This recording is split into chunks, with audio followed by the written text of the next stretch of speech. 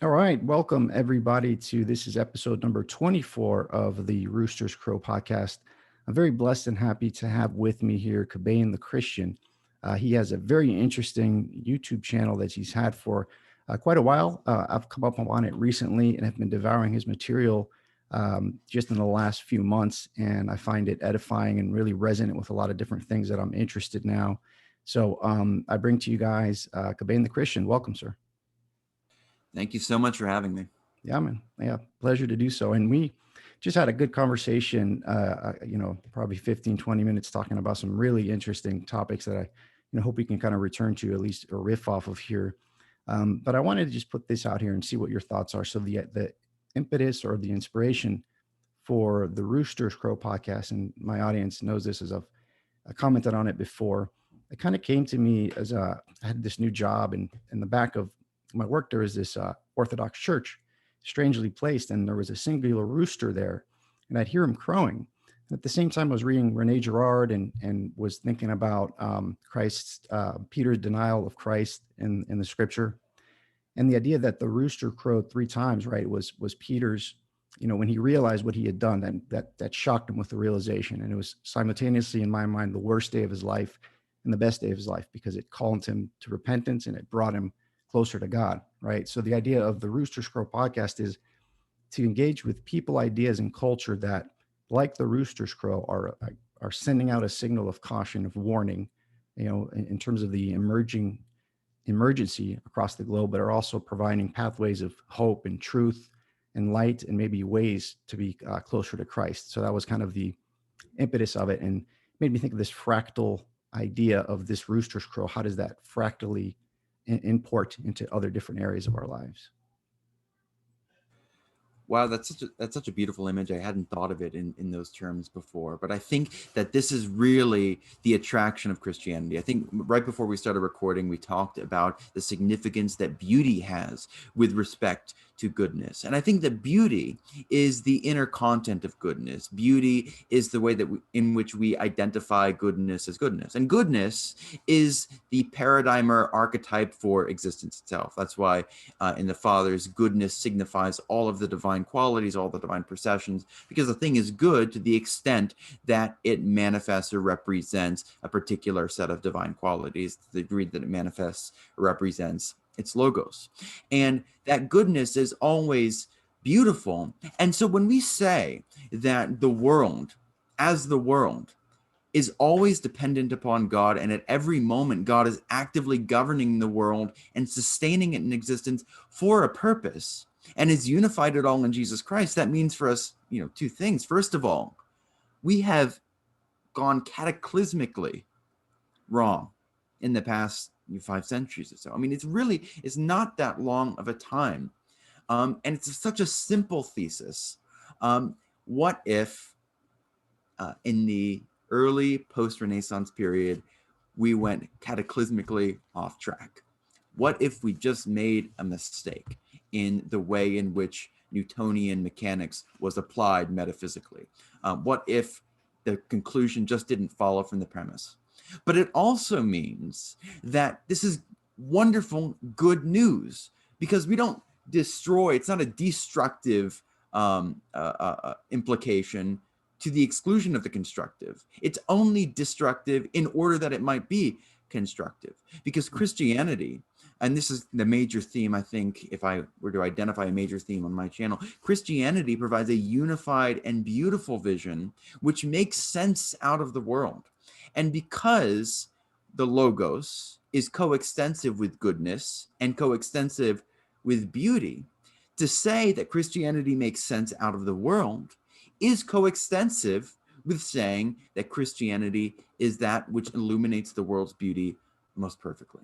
And I think for me, it's been extremely exciting to enter more and more deeply into that reality and to realize, I remember that, there was a period of time where I would always wonder whether I was just fooling myself, whether, at the end of the day, I was going to realize that atheism, naturalism, that's just the truth, and I would have to deal with it. But there was a time in 2014 where that finally went away, where my doubts, which had lingered for 7-8 years, were finally resolved. And it was a surreal experience to say, oh my gosh, Christianity is actually true. Mhm. It wasn't fooling myself. And it was a surreal experience, but it was a very beautiful experience, because those words that St. Paul uses in Romans, the night is far gone, the day is at hand, have continued to resonate with my mind since then. And it's made me very, very passionate about helping others to see the glory that is in the gospel of Jesus. Yeah. Wow. Beautifully said. And I've had a lot of residences there. And just recently, so I've been attempting to get my family into church. I left the Greek Orthodox Church many, many years ago.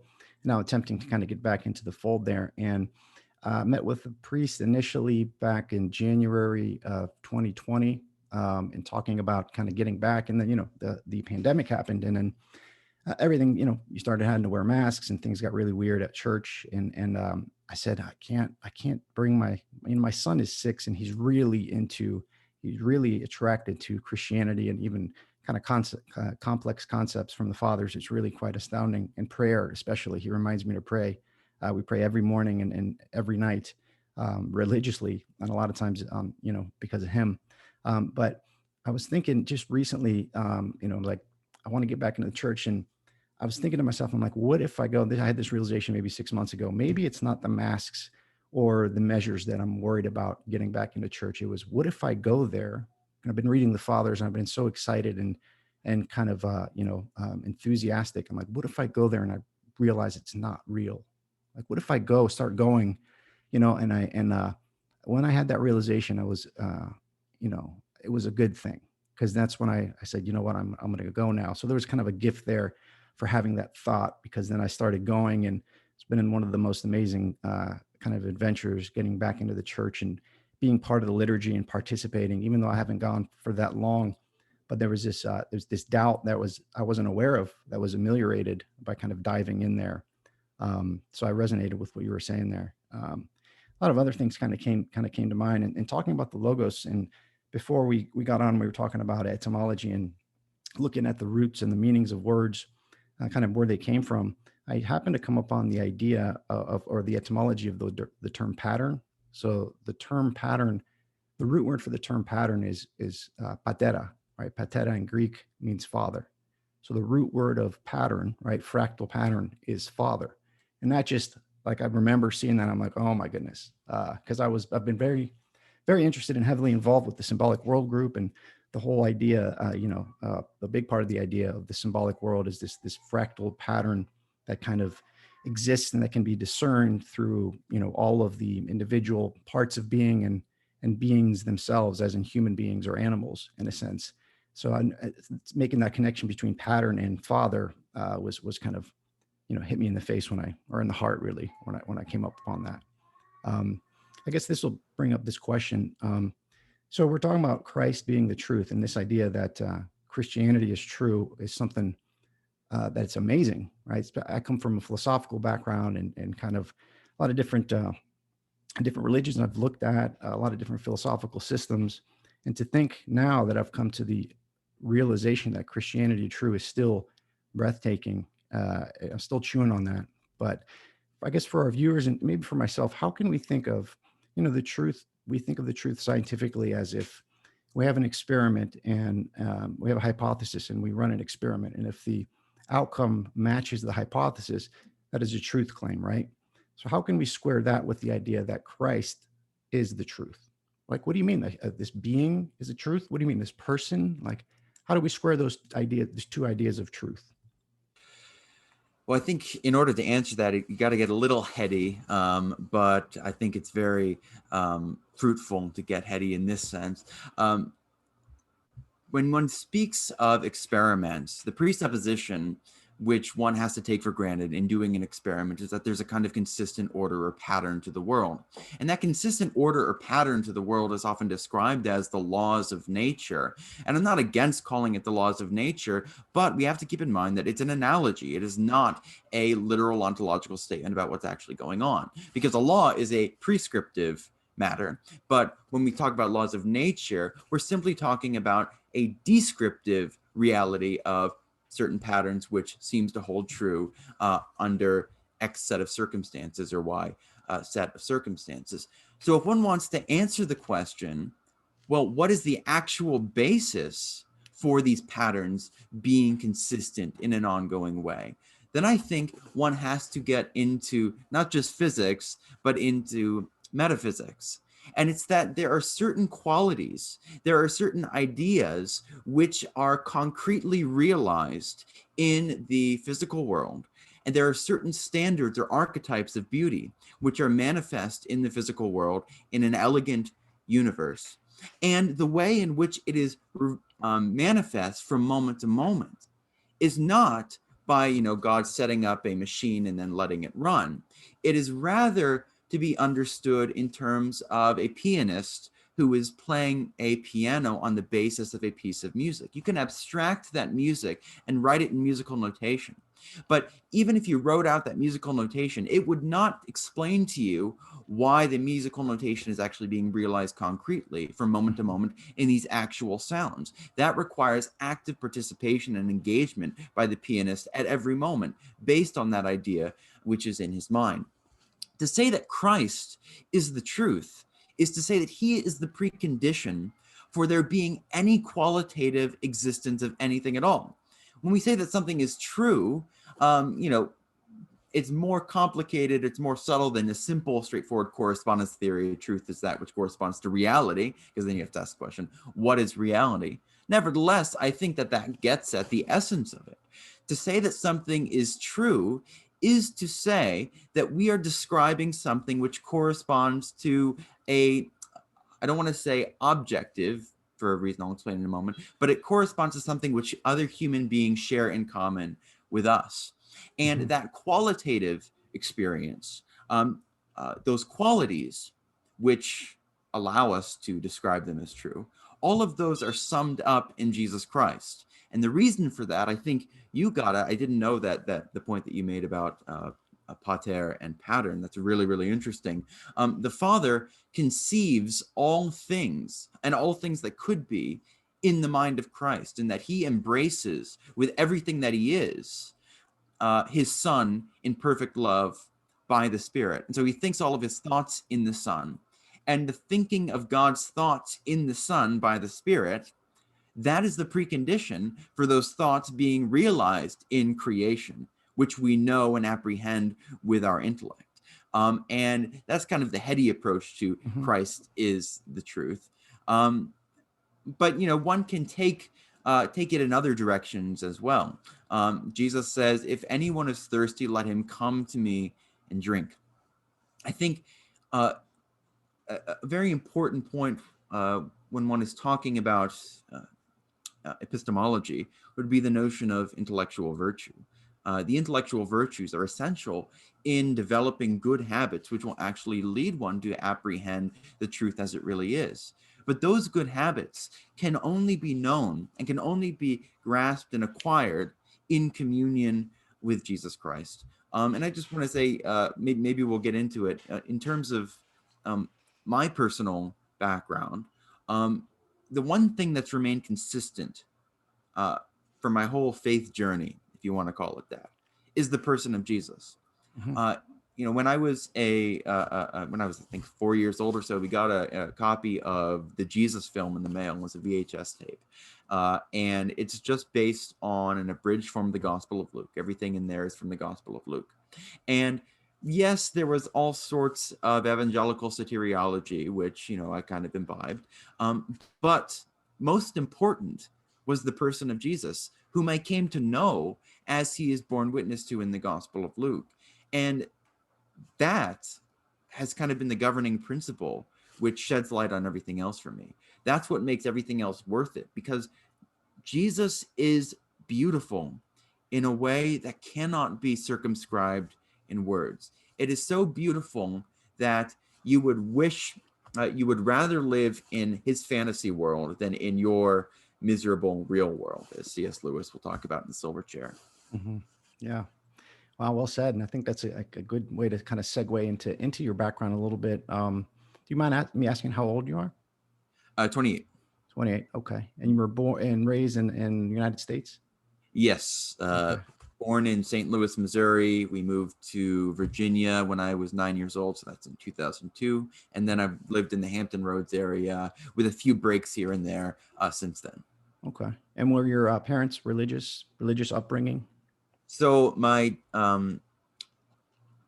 it's kind of funny because as long as I can remember doing these videos on YouTube about Christianity, people have said, you just believe this because your parents brainwashed you into it. But if there was one thing that was constantly controversial at the dinner table, it was religious issues. Because my mom is an evangelical, though she was not an evangelical when I was born. So she was kind of raised in Episcopalian. She had a dramatic conversion experience when I was around 3 years old, in which she literally audibly heard the voice of God. And so you became an evangelical at that point. My dad he's the most honorable man I know. He holds to the objective truth of what we would call Christian ethics, but he is kind of a deist in the mold of the founding fathers. So he's a historian of the American Revolution, and he's a deist, but I've come to think that to call him a deist without clarification can be misleading, because when most people say that they're deists today, they mean the God of the physicists who's beyond good and evil, whereas the deism of the founding fathers is closer to Unitarian Christianity, in that there is still a providential oversight, a management of the world towards a particular end that's related to objective questions of good and evil, but it doesn't include what they would consider to be the miraculous. So that's my dad's perspective. He's a deist in that sense. My mom is an evangelical, and dad never had a problem with me being raised in the Christian faith. There's never, I cannot remember any like serious conflicts over that, though it's always been, an open fact that there is that disagreement there. So that is how I was raised. I was raised in the evangelical church. Sorry, do you want me to just keep going from there? Or So how old were you when you first, do you remember, what are your first thoughts of considering or questioning God and death? And how did that manifest in your life as a young child? So the first memory that I have of Jesus is my insistence that Jesus was a woman, because I had in my mind the image of my mother being Jesus. Now, obviously, I was like 3 or something years old, and that's not true in a literal sense, but I think it does speak to a theological truth, which is that we come to know Jesus through our parents who transmit to us the faith. But after that, I was kind of known in my kindergarten class. I got very into reading very early. So I would keep the book which taught us how to read under my pillow, and I would read it after I went to bed.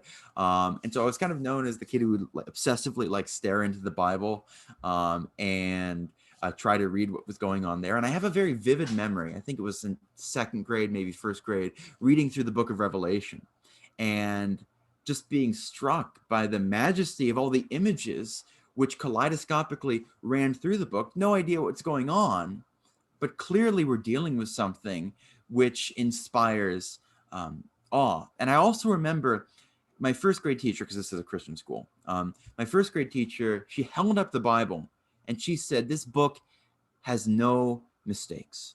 And I was just blown away by that.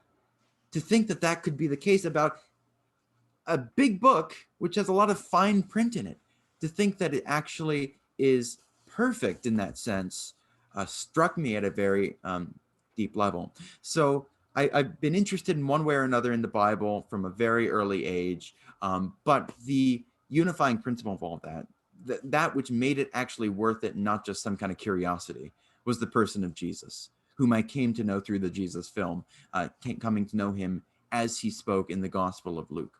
And that's what made it mean something to me.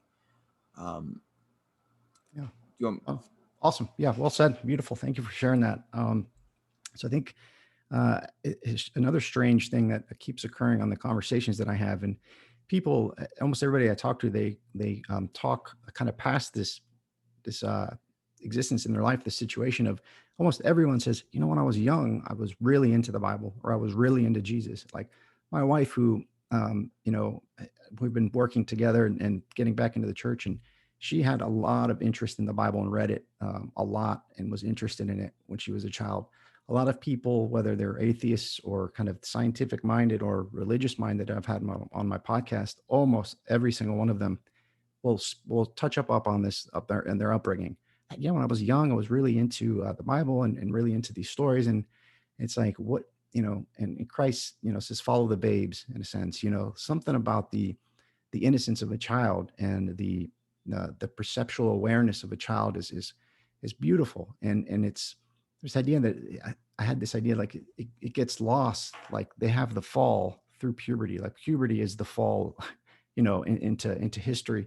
And prior to that, there's this really an affinity for the truth, which is Christ as a child. So I just wanted to comment on that. And so I guess let's fast forward a bit. You were what were you like in high school? Would you say? What were your interests? What kind of Okay. kid were you? So I kind of place the major kind of turning point of my life trajectory at 13 years old, because prior to 13, I kind of remember my life as kind of the series of individual anecdotes. But at 13, it begins to take on a unified kind of process of development where I can understand how I come to become this on the basis of something which came before. So before I was 13, when I was 12, I was really into like video games and stuff like that. I loved my N64, I loved my GameCube, but I still had this attachment to the person of Jesus and still believed and took very seriously, at least as far as a 12-year-old can, the Christian faith as the most important thing that could possibly exist.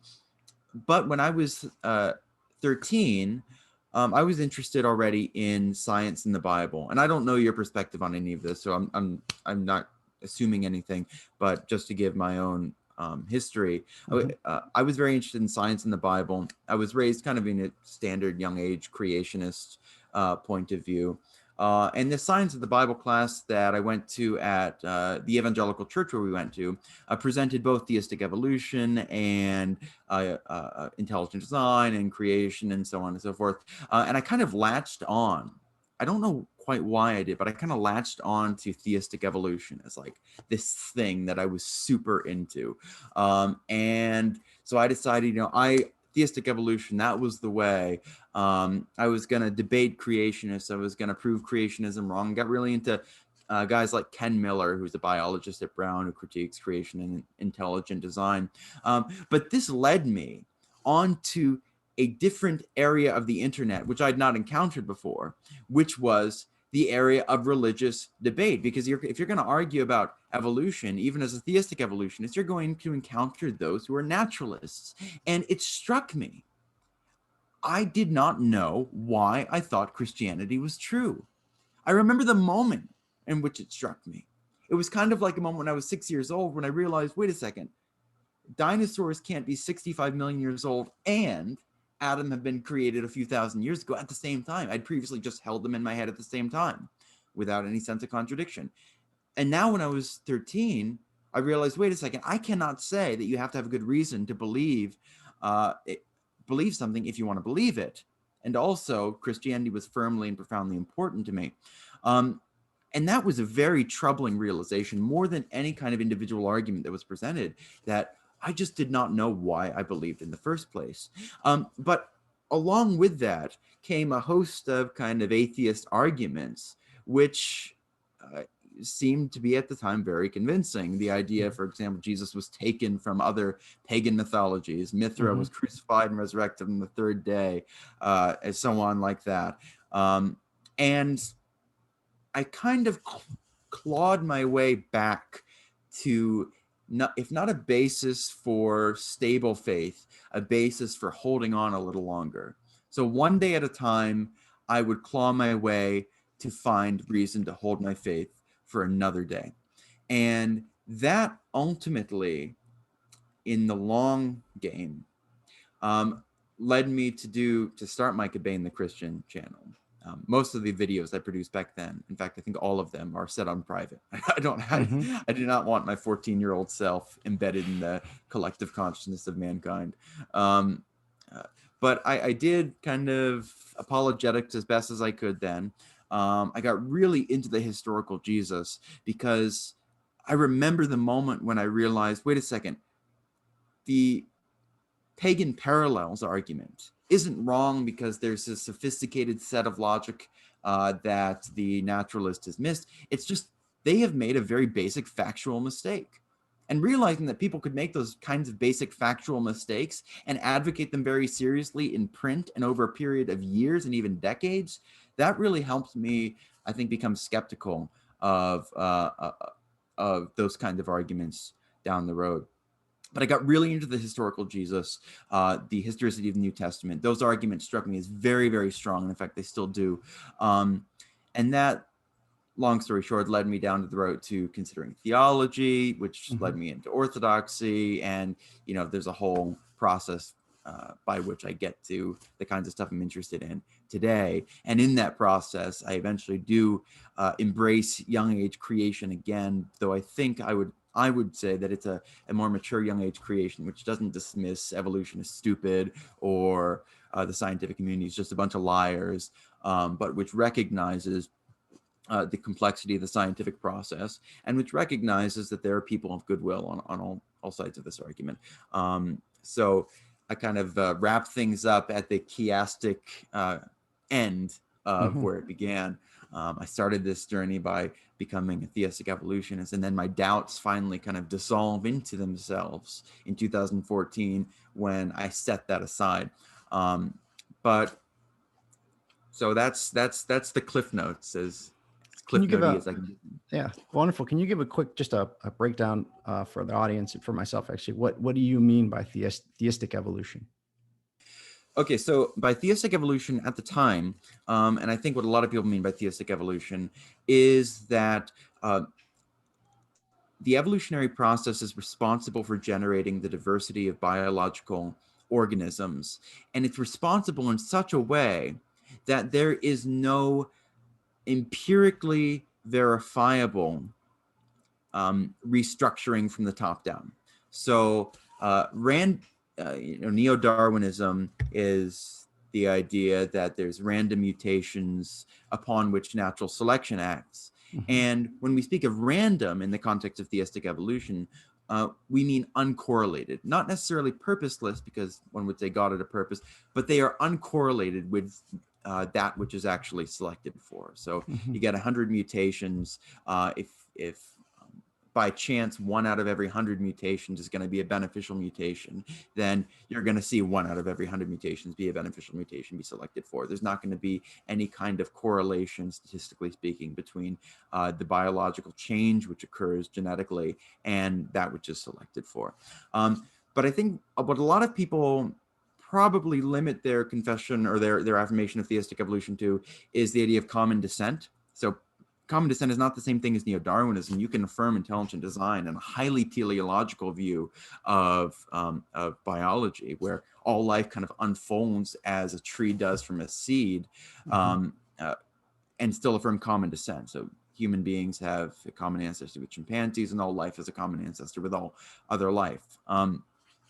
That's what I think a lot of people who would say they're theistic evolutionists mean by it, and they don't really take a position or think about the question of, well, what's the mechanism by which this life diversifies? But I meant the stronger thesis that empirically speaking, you could not provide an additional argument for an intelligent mind from the biological world, apart from those arguments which have already been established from physics and from the existence of the universe. Would you say that in terms of the theistic evolution, would the idea be that we're evolving to become something like God, to become more complex in terms of gaining more understanding, and then eventually, kind of having this broader context and broader view through this process of evolution, and then, kind of like the New Age idea of you are God, you are one with everything. Is that a consequence of it, or is that not in that space? I don't think that's a consequence of it in the sense that it's logically entailed by theistic evolution. I mean, you can see people take this idea in very different ways. So some people could take evolutionary processes as entailing that the cosmos in and of itself is always reaching upwards in virtue of its own natural powers, and that the evolutionary process is a manifestation of that. On the other hand, there are those who would take evolution as entailing pretty much exactly the opposite, that everything is just reducible to matter and motion, and nothing has any significance whatsoever, such that there's no coherent way of speaking of a higher and a lower form of organism. But I would say, just in terms of the concept theistic evolution in itself, all it means is that one affirms the existence of God or Christianity, and also affirms universal common descent, and generally neo-Darwinism, though today that's kind of that ground is shifting a little bit. But I think what they would say is that it's a mistake, scientifically speaking, to speak of any organism as higher than any other organism, because every organism is ordered towards adaptation to its environment, rather than there just being one great chain of being where we're at the top.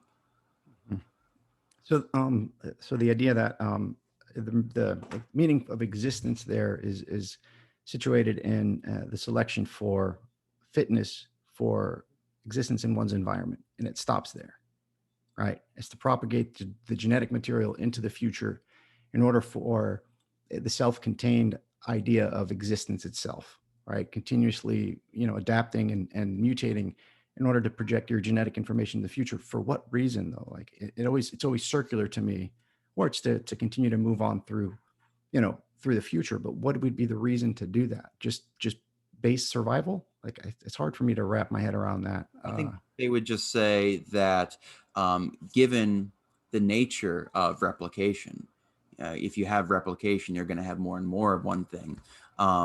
That's just the way that the cookie crumbles.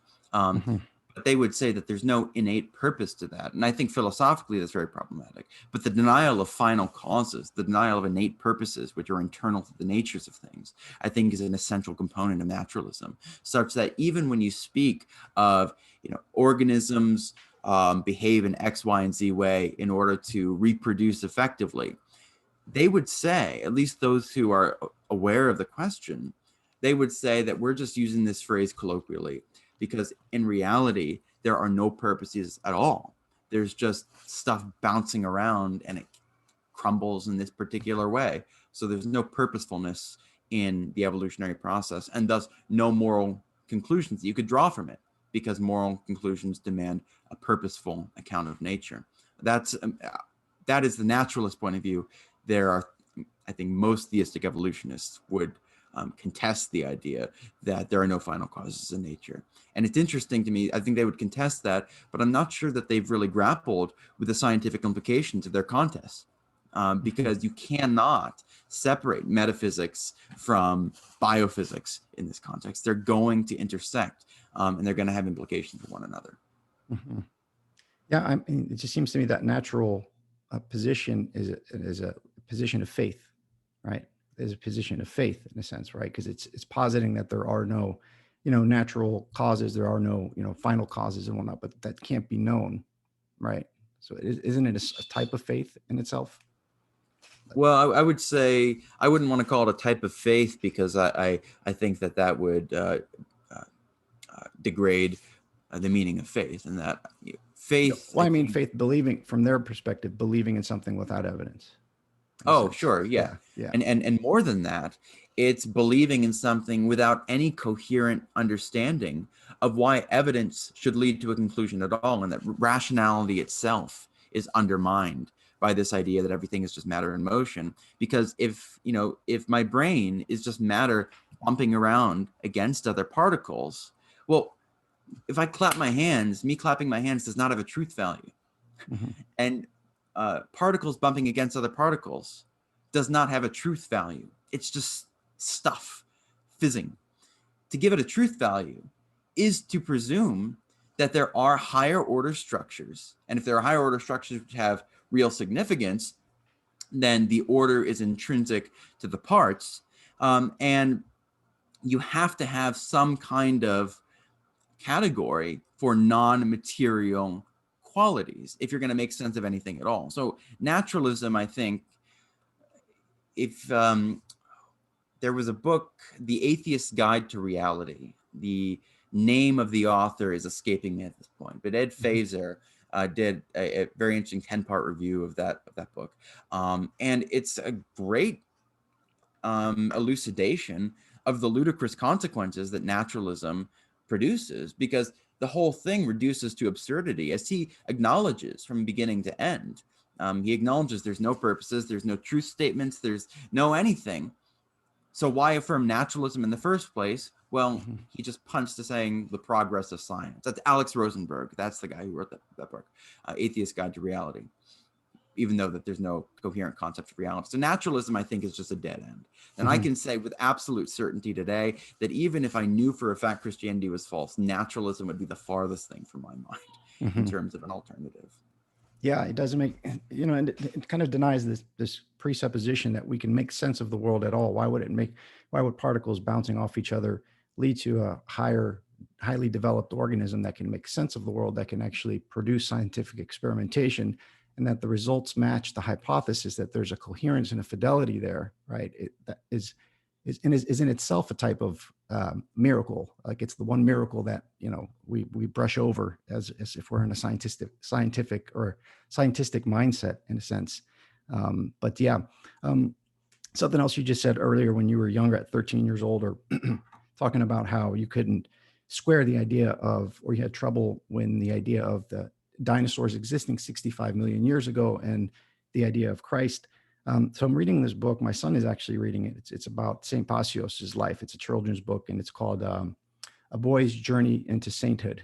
And in the book, it talks about St. Paisios when he was a child, I think around the same age. His cousin and him were walking down to a creek, I think, to do some fishing. And his cousin was like a rabble-rouser, and he told him, St. Paisios, what was his name? Vernon, before there, I forgot what his childhood name was, said, I'm going to my grandma's, we're going to church. And his cousin was like, you still believe in that? He's like, yeah, what do you mean? He says, well, I've been going to the school, university in Athens, and there's this idea called Darwinism, and it's the most beautiful idea in the world. And he goes on to telling the young St. Paisios about the existence of dinosaurs 65 million years ago, and about the idea that human beings came from monkeys. And not to get into detail, he would say, what do you mean monkeys? Like the one that plays the tambourine during our feasts or our parties?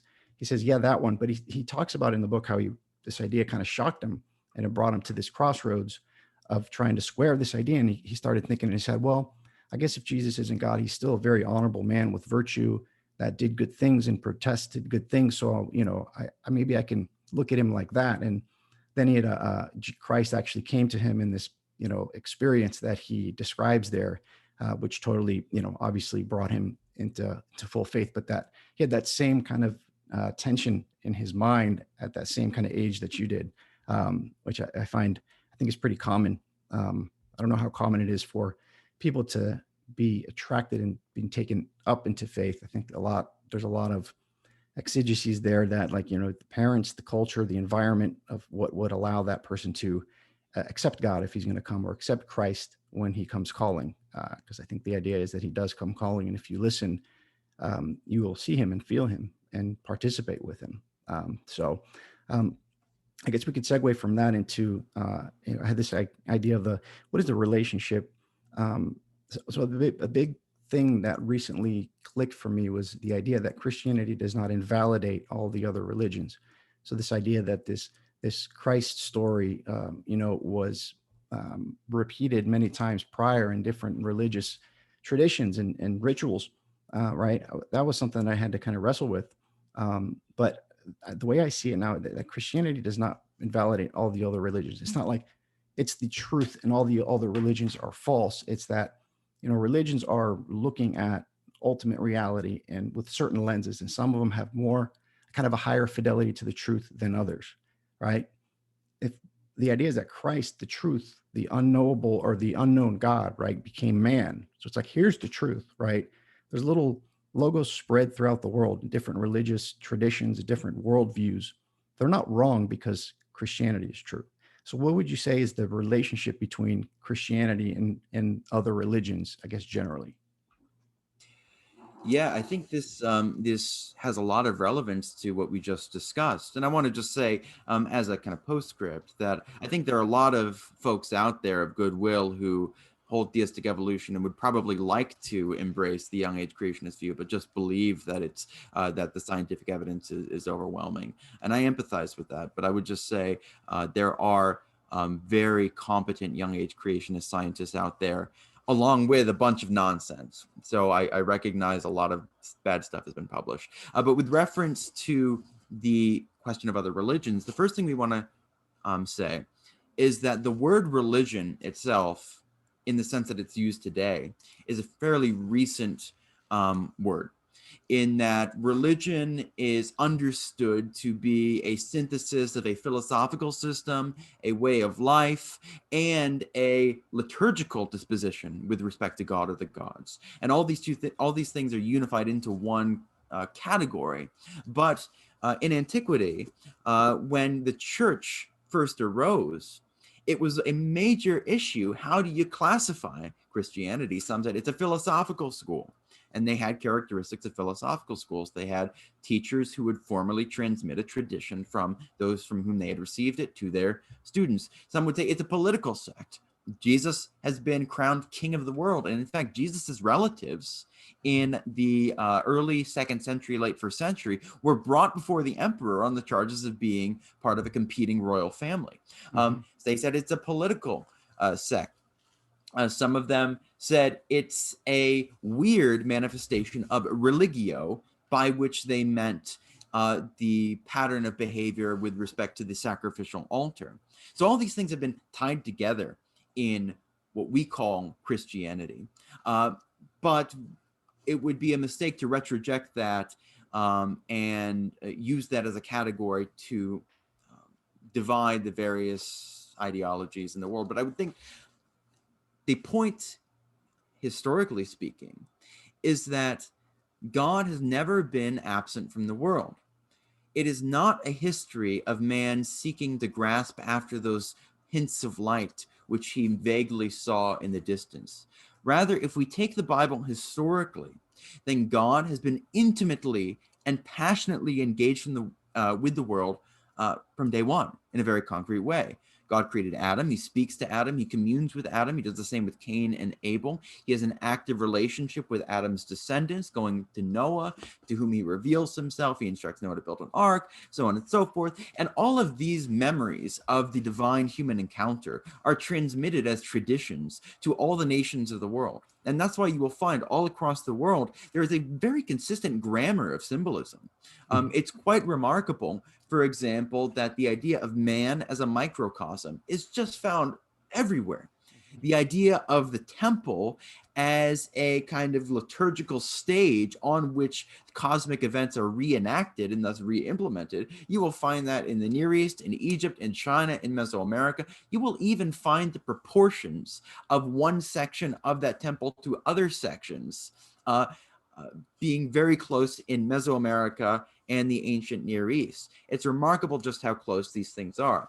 You will find flood stories, stories of a global flood all across the world, in every part of the world. And it's not explained by floods happen everywhere, because in fact, floods don't happen everywhere. Desert cultures retain flood stories. And in stories which, in cultures which do frequently flood, there are often traditions of a large local flood along with a global flood. But most importantly here is that the knowledge and memory of God himself was never fully lost. God had actively engaged with the human family in explicit divine revelation from Adam to Noah and onwards. And we find Gentiles who continued to worship the God of heaven all the way, in fact, into the colonization of the Americas. So when the colonists reached the Americas, they often spoke of the Algonquin tribes worshiping a great spirit who created the world, who sent a global flood to judge the world, who commanded them to live charitably with respect to one another, who ordained marriage as that between one man and one woman. And so when we speak of the religious traditions of mankind, we should keep in mind that God himself was never absent. And in fact, the memory of him was never too far distant. But I think the change that occurs between the Old and New Covenants is not so much a change uh, uh, in ideology, or a change in we convert people who used to have these different religions and we convert them to a new religion. Rather, it's an objective change in the administration of the world. Now Jesus has been crowned as king of the world, and he is actively subjecting all nations to himself. And that means that all nations of the world are incorporated into the family of Abraham through Jesus in the church. But when we look at these other religious traditions before the time of Christ and their descendants after the time of Christ, we shouldn't think of them as a false religion so much as we should think of them as a Gentile interpretation of the relationship of God with heaven and earth. And some of those interpretations are closer to the mark, some of them are farther from the mark, but some of them, are very close to just straightforward ethical monotheism would be the modern term for it. And so when you see in India, you've got various philosophical schools which are set up and which debate questions about existence, about the nature of God's relationship to the world. This is not something which is occurring in a quote unquote false religion. It is something which is occurring under the context of the Noachic covenant. And I think that's the paradigm within which we can understand other religions and other religious traditions. Yeah, well said. And I think that, and we were talking before, the kind of my pathway back to orthodoxy came through Taoism. And Taoism, I think that Sun Tzu, intuited the logos rather beautifully, right? And I think that absent Christ manifesting himself to him was kind of right on. And I think there's a lot of resonances with Taoism, at least philosophically and maybe theologically as well, with orthodoxy in terms of what the logos is as the fundamental organizing principle that underlies all phenomenal reality. Right? You can have systems, world systems that are closer or farther away from hitting the mark. Right? And I know the idea of sin as missing the mark kind of comes to mind there as well. But yeah, I think that's well said, and I think that's an interesting distinction to make, because a lot of times the atheist perspective is that this invalidates Christianity as just another one of those religions. But the idea is that no, all of the intuitions of ultimate reality of God that were manifested throughout philosophical and world systems came to man and became man, became flesh. So the truth became flesh in order for us to kind of realize it and participate in it with fidelity and with our entire being. So I think that's an important distinction to make, and kind of pivot a little bit. There was another big light bulb that went off is thicket in the Ten Commandments. That, the Ten Commandments. Why would God be? And I've talked about this before. Why would God be worried that you are sleeping with another man's wife? Why would he be worried about you being jealous or lying, cheating? These just seems like archaic, scary things to tell children so that they act appropriately in school. But then taking a deeper dive or looking at the Ten Commandments, it's like, they are the fundamental base code for building the kingdom of earth, right? And I've been trying to juxtapose or looking at what is the relationship, and this is what the question is: what is the relationship between the Ten Commandments, right, which I look at as the fundamental source code for just building base civilization, and the Beatitudes from the Sermon on the Mount, which I look at as it's like the fundamental source code for building the kingdom of heaven, right? So what is the relationship between the Ten Commandments and the Beatitudes? How do you kind of think through those things? Well, the Beatitudes, I think, are based textually on the blessings of Deuteronomy. So the Beatitudes are paralleled nearer to the end of Matthew's gospel by a series of woes which are pronounced upon the Pharisees. And the Beatitudes thus describe what life is defined by in the kingdom of God in Christ. Whereas the Ten Commandments, I think, set forth a pattern of life which unfolds and bears fruit in the kind of thing that we see in the Beatitudes.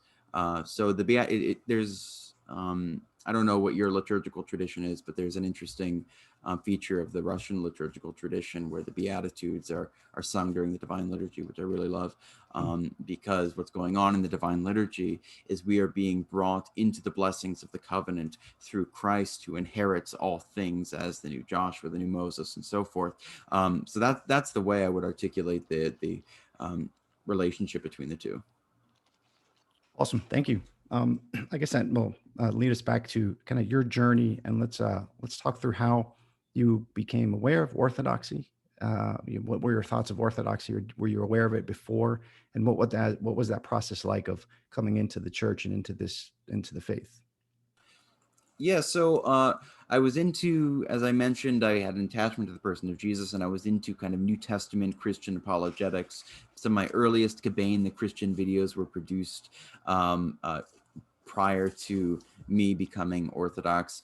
But really, I feel as if I received my basic Christian catechesis after I became Orthodox. So when I started going to an Orthodox parish, I was 16 years old. And when I was 16 years old, I would say that I'd probably been conscious about my faith for maybe about 3 years, in the sense of conscious about its propositional, intellectual content. And what introduced me to Orthodoxy was actually encountering a wider Christian community on YouTube. So encountering a wider Christian community on YouTube meant, you found people who actually believed in Catholicism and Orthodoxy, and not just YouTube, but there were other websites like Theology Web, where I met my now best friend. You encounter this wider range of Christian traditions, which expands your view of what might be plausible.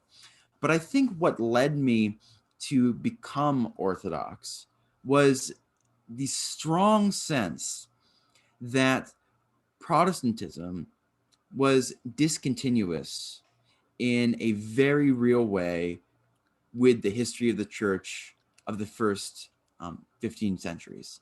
And the way in which I would articulate that discontinuity at that point in time would be a lot less precise than the way that I would articulate it now.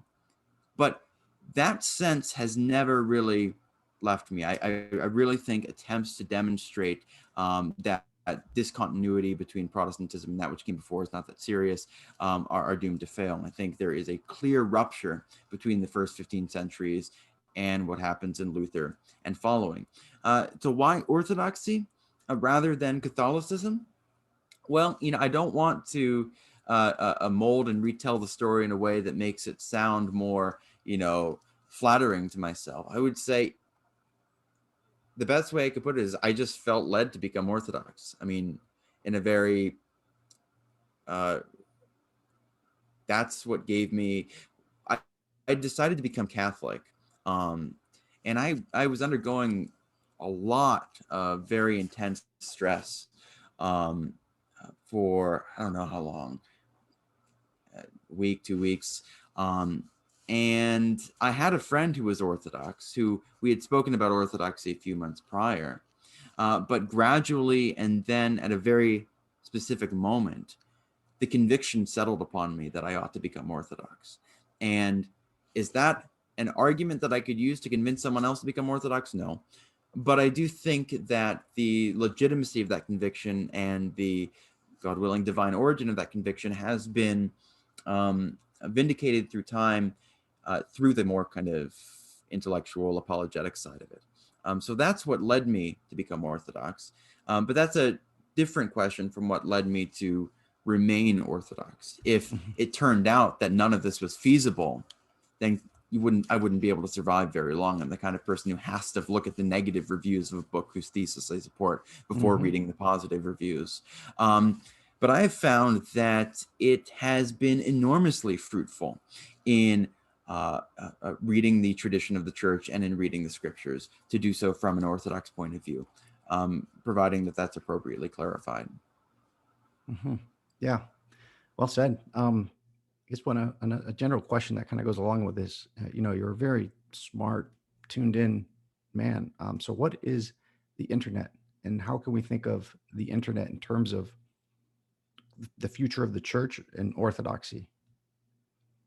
St. Porphyrios said in the late 1980s how wonderful it will be when computers talk to one another. Mm-hmm. I think it's so important to have a positive view of what God is doing through technology. He's not just turning good out of evil. There is something that is positive and very exciting about the way that God is developing the human family through technology. What God is doing with mankind is God is unifying mankind with himself. He's unifying mankind internally. Human beings become closer and more intimately tied together. And he's also unifying mankind with the creation. And mankind is unified with the creation because it acquires dominion over the creation, meaning that it acquires the capacity to subject the world to its own feet. But that's a good thing for the world, not a bad thing for the world, because the way that God exercises dominion is when he unites himself with something, it is of benefit and blessing to both parties rather than overcoming and destruction to one of them. What the internet has done is it has enabled a huge amount of information to be accessible very fast. And I think more than the accessibility of it is the speed at which it's accessible. If you have a trivial question or what seems to be a trivial question, it might well lead to a very profound series of insights, but you just would not have had the energy to work through that in a college library back in the day. I myself, I have no idea how I would have stumbled across the stuff that I've stumbled across without the internet. But the internet is a manifestation, it's a realization of the communion that human beings have with each other. Because James Jordan says that what technology does is it shortens time and it contracts space. So Father Dimitri Staniloae elucidates a doctrine of space, not outer space, but space around us, where space is a theater for divine human communion and for human communion, because human communion manifests divine human communion. We're created after the image of God, the Holy Trinity. And instead of conceiving space in terms of separation, we are separated from a person by X number of feet. We should rather conceive of it in terms of a qualitative relationship, which is established between all corporeal beings in virtue of space. It provides a grammar in which corporeal things are related to each other. And what the internet does and what fast travel does is it allows space to be realized according to the end for which it was created in a much more robust way. Space becomes an instrument for active and reciprocal communion between one human being and another, between one family and another, between one nation and another. And I think the way that you can see this is by just looking at the way that international relations works today. I mean, for the first time since the Tower of Babel, the whole cast of characters is back on the same stage. This is the way that authors tend to write their grand epics. You begin with a cast of characters, you split them up, they all have their own arcs, and then you bring them back together for a climactic arc. Well, today, what happens in China affects what happens in Central America. The cast of characters has been brought back to the stage, and that's something which has been realized through technology. Central to that is the internet, and that is a crucial way in which God glorifies mankind. Because as I've talked about in one of my videos, even without the fall, God wanted to perfect and grow the creation up from spiritual infancy to spiritual adulthood. And what that means is that human beings, as they grow more human, they grow more intimately bound up with each other. And I think that's what you're seeing in especially the past couple of centuries. That's kind of a bird's eye theological view of the significance of the internet. Yeah, well said. Well said. I think the internet is a medium for these two forces that we were talking about earlier. These forces that integrate and bring together, these symbolic forces and these diabolic forces. I think what we see generally coming through our screens and through popular culture, and for the most part, are these diabolical forces. But at the same time, there are these synergistic and kind of integrating forces that are happening as well. So I kind of share your perspective there.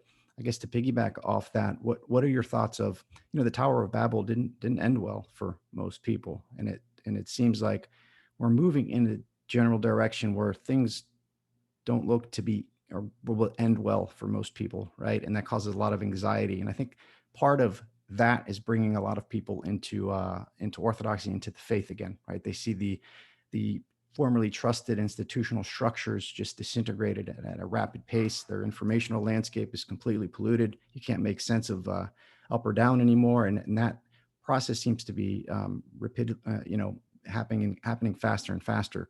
Um, so with that said, what are your thoughts on AI? And are you a kind of for or against, or, do you look at it in a positive or a negative view, or do you see it kind of like the internet, which is just a medium for, potential communion? Is that the same thing you could say with something like AI?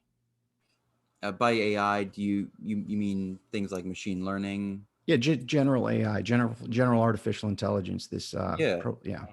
I would say, with every step forward, with every act by which the human family becomes more capable of exercising dominion over the creation, you have a greater and greater danger. I mean, this Mhm. is why the New Testament says not many of you should be teachers, not because being ordained as a teacher is a bad thing, but because it's a good thing. And as a consequence, it's a very heavy prerogative. It's a very heavy office to bear on your shoulders.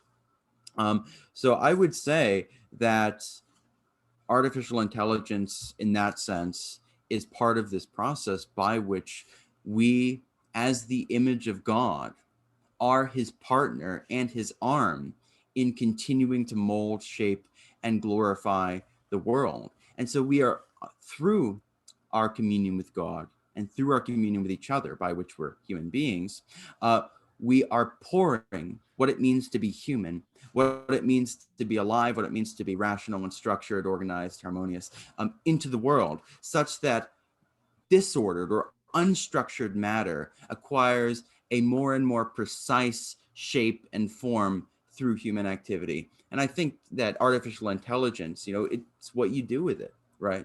And I think one of the major trends that we see today is the transformation. This is kind of a buzzword now, but it's the transformation of the nature of work. There was a time where everybody, or most everybody, spent their days in backbreaking labor trying to eke out a subsistence on their subsistence farm.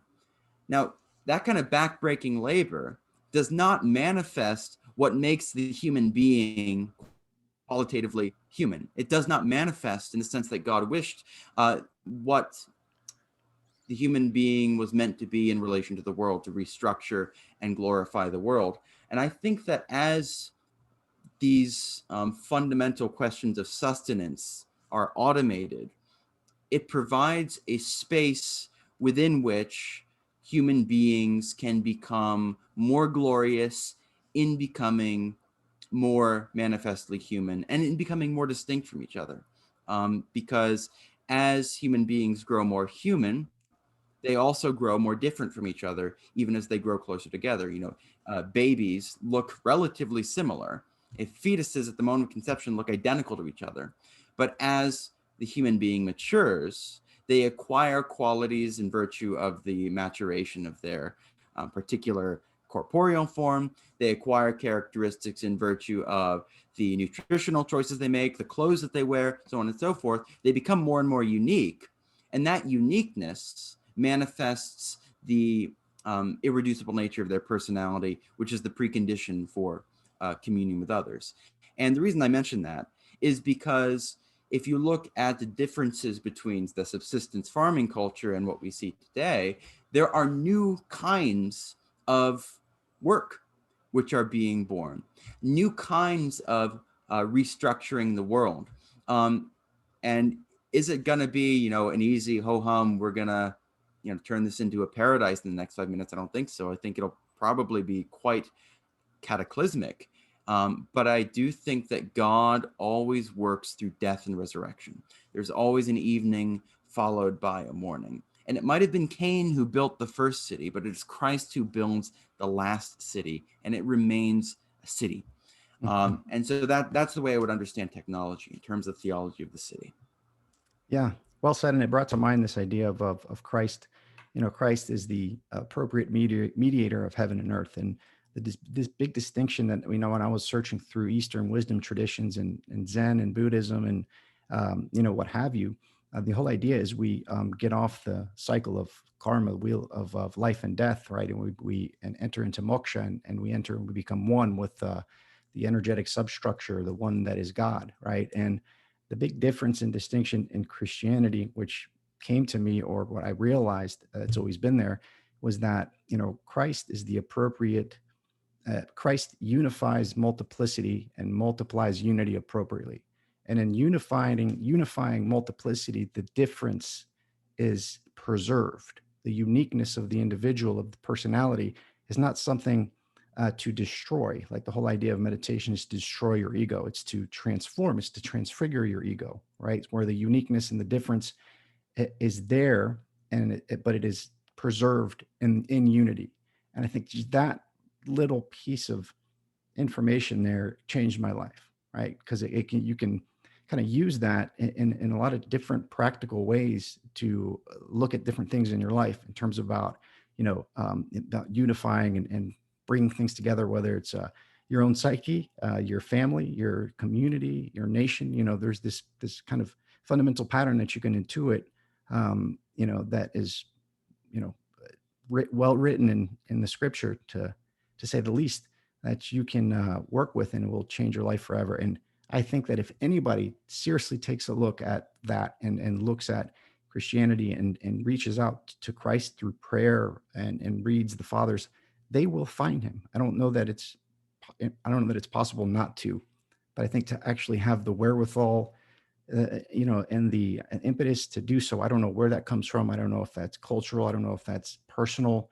I don't know if that's something that could be taught or shown, you know, to actually have someone look at Christianity with new eyes. I mean, there's been this complete degeneration of Christianity over the last, you know, few hundred years. And that's something that we touched upon. You know, so why and how, I guess, did the institution of the church end up the way it is today, especially in America? You mean the Christian world, in like including Roman Catholic, Yeah, I Orthodox, mean, like, so Protestant? the big trouble for me to consider going back to church over many, many decades was, you know, I see people going in and out of church, and they're hypocrites, and you know, their lives aren't getting better, and they're not treating people better, and they're having divorce, and they're, you know, continuing to use drugs. And you know, I'm subject to these kind of sins and woes as well. So you know, I feel I was being judgmental. But the institution of the church has been so mocked in popular culture, you know, movies, television, and then the church itself has been, you know, wrought with, you know, with difficulties, and you know, talking about the child priest touchers, and you know, all of these different ways where the culture has made it very interesting and cool to explore cool things like Buddhism and meditation and Zen and right and Hinduism, right? But it's made it almost impossible for people to look at Christianity like it's the only religion that's not cool to check out. And how did we get there?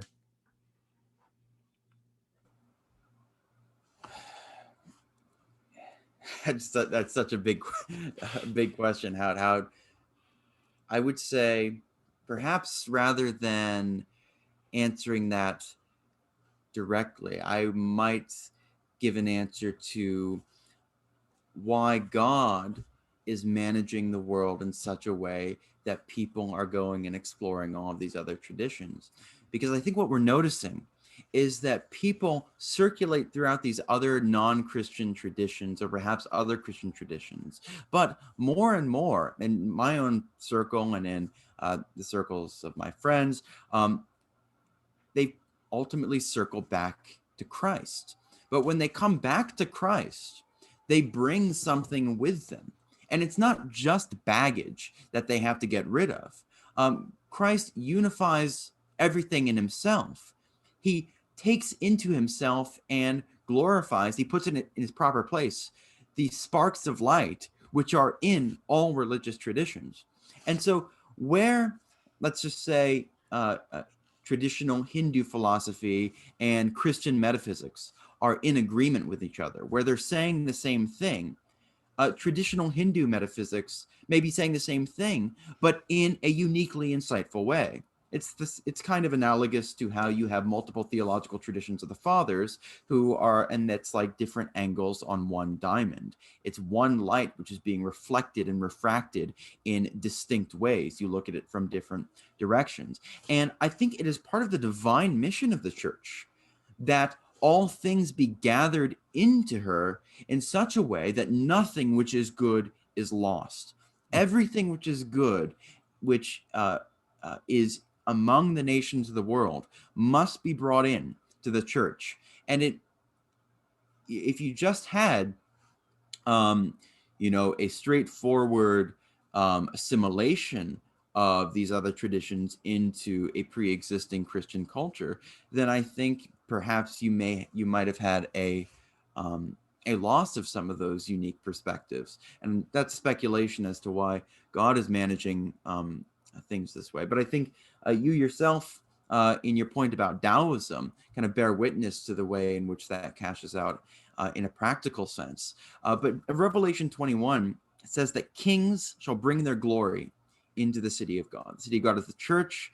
Kings in context refers to those who are baptized because they are priests and kings to Jesus Christ and God the Father.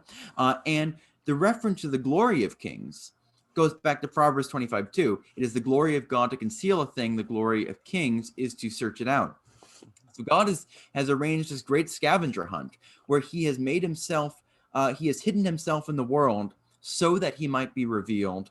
And I think it's one of the kind of interest of people today in a broader range of traditions is or may be part of God's strange purpose to unify all things in the church without sacrificing anything good which is in them. So it's speculative, but I think it does have some explanatory power. Mm-hmm. Awesome. Yeah, well said. We're a little bit over. Do you got a few more minutes, like 10 more minutes or? Sure. Yeah. Okay, good deal. So do you, given that, from your perspective, I guess it would be speculation as well, is there salvation outside of the church? There's no salvation outside of the church by definition, because the church is the body of Christ and all salvation comes through Christ. Nevertheless, wherever Christ is present, the implication is the church must in one way or another be present. So it kind of goes in both directions, and these two things balance each other. People quote Jesus's word, "Whoever is not with me is against me." But people tend to forget that he also said, "Whoever is not against us is for us." This is something that Jesus does repeatedly throughout the Gospels, and it goes back to this way of teaching in the wisdom literature: answer a fool according to his folly, followed by don't answer a fool according to his folly. So the church is the body of Christ, and because the church is the body of Christ, there cannot be salvation outside of that body. But what the church is meant to be is the focal point into which the entire creation is gathered. So Paul in Ephesians 3 says that the manifold wisdom of God is declared to the principalities and powers through the church. And manifold, that many-colored wisdom of God, the unity and diversity which belongs to the human family, is made manifest in the church because the entire human family is meant to be gathered into the church. So how does that cash out practically, I think, is the question that most people would be interested in. I would say the Emperor Trajan was a man who sponsored persecution of Christians. He wasn't proactive about it, but he did. We have a letter to Pliny the Younger where he endorses persecution of Christians. He was a pagan. He was an idolater. He offered sacrifice to pagan gods. Nevertheless, it is the tradition that the Emperor Trajan himself will inherit the world to come. There's a tradition that Pope Gregory the Great, in his intercession for the dead, made intercession for Trajan in such a way that that disposition of his will was joined to the grace of God in the church, so that his will and the grace which empowers the will were united in order to bring him into the communion of the blessed. I think that this has to do with Christ's descent into Hades, because I think Christ's descent into Hades, followed by his ascent into the heavens, maps out the church's priestly vocation, the way in which the church makes intercession for the world. The church makes intercession for the world because she is in Christ and thus can bring the world up onto Christ's heavenly altar. But because Christ has gone all the way down, so can the church go all the way down. And that's why we have all of this liturgical work that we do for the dead. And I was just talking to a friend of mine about this today. There is a lot, the other world is complicated. There's a lot of stuff, if you look at like ghosts and things like that, which do not easily fit into a pre-existing dogmatic theological category. And it's not as if we're the first ones to consider this. This has been discussed throughout church history. There was one priest who did a podcast on Ancient Faith Radio. He mentioned that the policy, he was an exorcist by training. The policy was that if you had a haunted house and an exorcism did nothing, what you would do is you would go and do prayers for the dead. And when he would go and do prayers for the dead, what you would find is that the manifestations would cease entirely, except when they were doing the service, where, it's kind of a little spooky, but like doors would open and close in the rhythmic pattern of that liturgical service.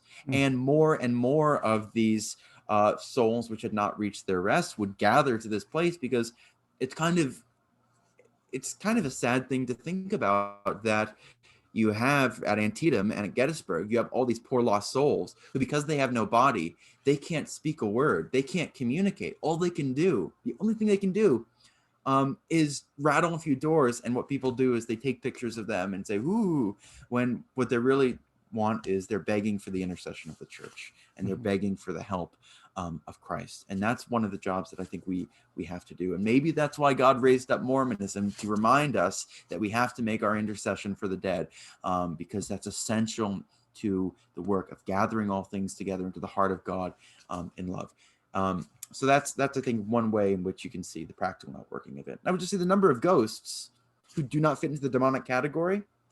I'm speaking on my own behalf here. I'm not speaking on behalf of the church.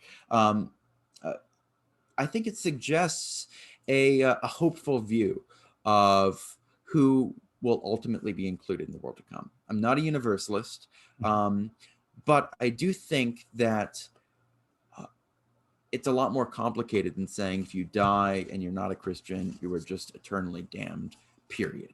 I think there's a lot more to say about it, even from the tradition of the church. Yeah, I would agree. Yeah, well said. Very well said. You mentioned ancient faith. So I have this kind of question I wanted to pose to you, and it has to do kind of back with the internet and how it's building these communities. Are you familiar with Roosh? He's an internet recent Orthodox gentleman. He wrote an article entitled "The Rise of the Orthosphere." Are you familiar with it? I know of Roosh. I'm not familiar with that article. So the article, I'm going to have him on my podcast. We've been talking back and forth because I feel like he kind of named the nascent. He named something that is happening kind of right now. And the way that I see it in my mind, and at least two big pillars of this kind of emerging orthosphere, right, is on the one side, you have like the apologetic J. Dyer, Church of the Eternal Logos, Brother Augustine, Roosh, right? And then on the other side, and I don't think they're opposing in a bad way. I think it's a very kind of fruitful tension there. You have, the symbolic world, which is kind of Jonathan Peugeot is kind of where I came up from, Father Stephen D. Young, Father Damick. He's got a book entitled The Religion of the Apostles, Christianity in the First Century, which I absolutely love. And I've been following Jonathan's work very closely. So I see these two kind of emerging spheres. And one I see akin more to the intellect, whereas the apologetic kind of YouTubers or communicators, and then you have the more noose-oriented folks. So I see this kind of these two things emerging. Wondering, what are your thoughts on and how much of your attention is spent on any of these kind of areas? On the area of apologetics versus kind of more, it's hard to articulate. It's more of a it's more in the heart than the head. Both are important, and both are being articulated beautifully and both are necessary. And I see the apologetics more on the intellectual side, and I see it in kind of the symbolic world, Lord of Hosts, being more on the intuitive, and kind of noospheric side, more of the heart in a sense. But I don't know. That's just how I'm putting it together in my head. Yeah, I mean, I think this has to do with the relationship of beauty to the apologetic task, in that it's really an essential aspect of the apologetic task that the gospel be perceived as good news. The goodness of the gospel is an intrinsic part of its announcement. It's not just that this is true, this is the case, this is what has happened in Jesus. It's that this is good news. This is a beautiful thing which has been accomplished. And so I think that the latter category that you sketched, needs to be unified with that former category, and they work in concert. People have their own areas of specialty, but it's in demonstrating or in showing that Orthodox Christianity is uniquely beautiful, and then showing that it's the eucatastrophe of Tolkien. This thing which is so beautiful is actually credible from an intellectual point of view, because reason and beauty are coextensive with one another in the Logos. So I do agree that you do have both of those things that are going on, that they work in concert, and the unity of the mind and the heart is a very good image for that, because it's so important to Orthodox anthropology, where the prayer of the heart is the descent of the mind from its focal point in one's head towards the heart, such that ascetics who experience the prayer of the heart will say that they can feel themselves thinking in their heart. I mean, that's something that I wondered about for a long time.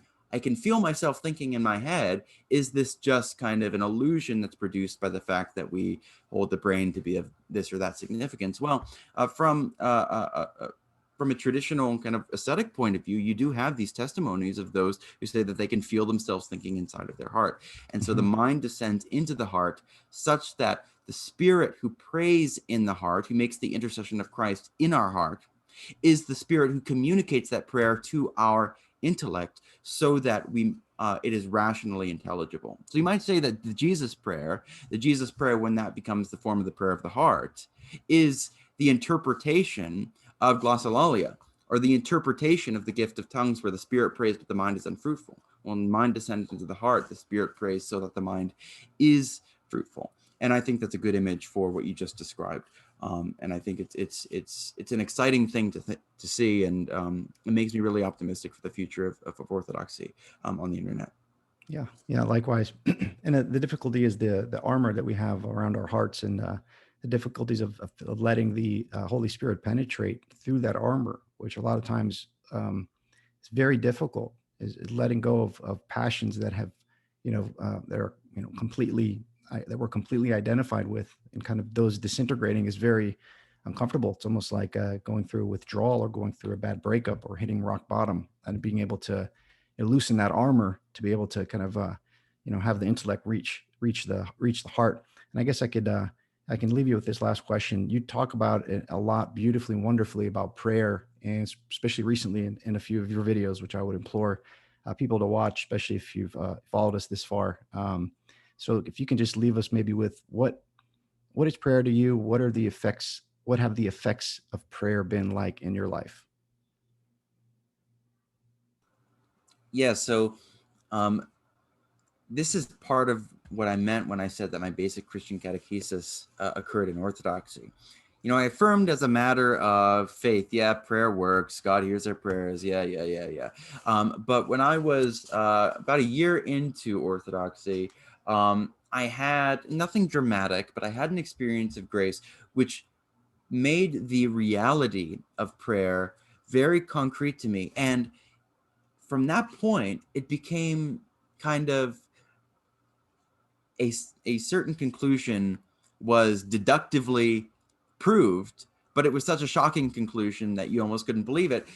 If prayer works, and if God is real, then we should actually be confident in God by our prayers. And so I started to pray with people for specific things. And I started to find that those prayers were getting answered, Mhm. that God was actually engaging with me. And since that time, prayer has just, one of the things I use my Facebook for is to transmit prayer requests out to people, because my dad in early 2019, he had a stroke. It came out of nowhere, and it was a very serious stroke. And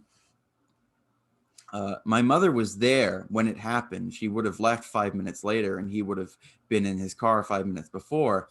She took him to the hospital, and I put out a prayer request for him.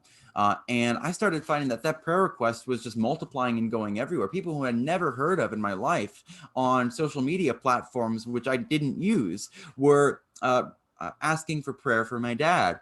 And when the doctor came back to us a few days later, she said, this is one of the most remarkable cases that I've ever seen. There was brain matter which had already died, which came back to life. And that's just one example of the enormous power that prayer has. And that phrase, power of prayer, I use intentionally because this is part of the point that I make in those videos, which is that your prayer can be the answer to prayer. Mhm. When you pray for somebody, you are not merely making a request to God on their behalf. You're doing that, but you're not just doing that. You are joined to that person in virtue of the relationship you already have with them. That's why prayer for family members is particularly important. Prayer for spouses, prayer for children, prayer for friends, particularly important. You already have a relationship with them. And because of that relationship that you have with them, you are already affecting each other's life in ways that you have no idea exist. Rupert Sheldrake, you know Rupert Sheldrake? Mhm. Yeah. Yep. Rupert Sheldrake, I think, provides some great kind of concrete examples of the way that this actually cashes out. Mhm. You are affecting those to whom you are close, whether you are talking to them or not, whether you think you are or not, it is affecting them. And so when you're bound to those people by relationships which have already been established, and with that established relationship in mind, you turn to God in prayer. What goes on is that there's a circuit which is created from God to you through the Holy Spirit in Christ to that person. And God transmits his grace to that person through you in prayer. Now, I'm not saying that this is how it cashes out, and this is why prayer is effective in every case. But I think that this is a central feature of prayer under the new covenant, which is that prayer is the means, or is a means by which Christ reigns. It is a means by which Christ actively changes things in the world. And so that's why I say your prayer can be the answer to prayer.